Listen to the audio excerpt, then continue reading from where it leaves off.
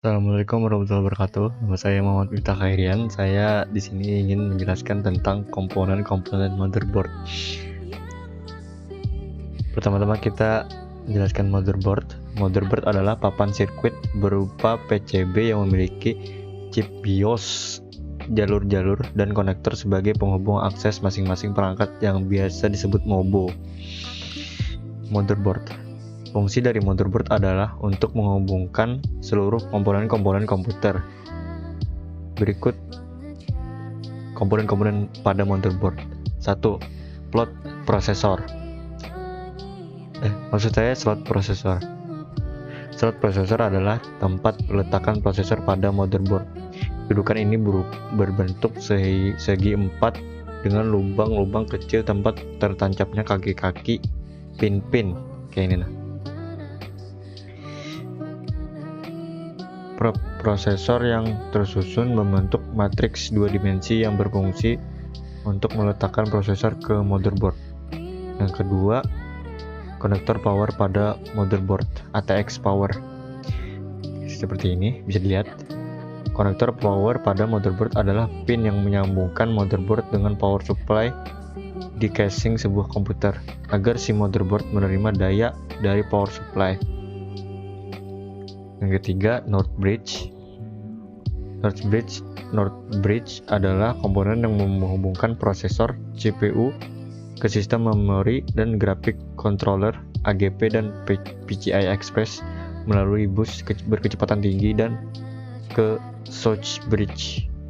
Fungsi dari North Bridge sendiri yaitu menjembatani arus data sekitar main memori prosesor, front-side bus, dan AGP bus, juga mengatur kerja power management. Yang keempat, slot memori RAM.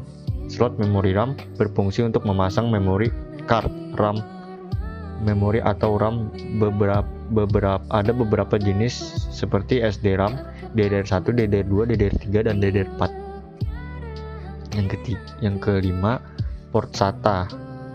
SATA singkatan dari serial ATA yang berfungsi untuk menghubungkan media penyimpanan seperti hard disk atau SSD ke motherboard. Yang keenam, slot PCI Express atau PCI Express adalah slot ekspansi yang didesain untuk menggantikan PCI bus yang lama. Banyak motherboard mengadopsi PCI Express karena PCI Express memiliki transfer data yang lebih cepat, terutama untuk keperluan grafis 3D. Yang ketujuh, South Bridge. South Bridge adalah chip dalam arsitektur chipset logika inti pada bagian utara motherboard PC. Fungsi dari South Bridge adalah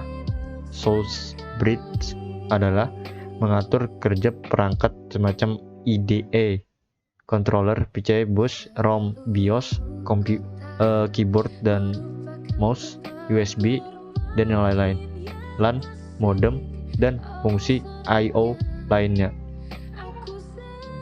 8. Lampu LED pada motherboard. Power LED adalah lampu menyala jika terdapat standby power di motherboard. LED ini bertindak sebagai reminder pengingat untuk mematikan sistem power sebelum menghidupkan atau mematikan komputer. Yang ke-9, port PS2. Port PS2 adalah konektor mini DIN 6 6-pin yang menghubungkan mouse ke komputer. Ke-10, port paralel. Fungsi dari port ini adalah menyambungkan komputer dari printer, scanner, sampai dengan menghubungkan komputer dengan perangkat tambahan tertentu yang dirancang menggunakan koneksi port tersebut. 11. Port serial.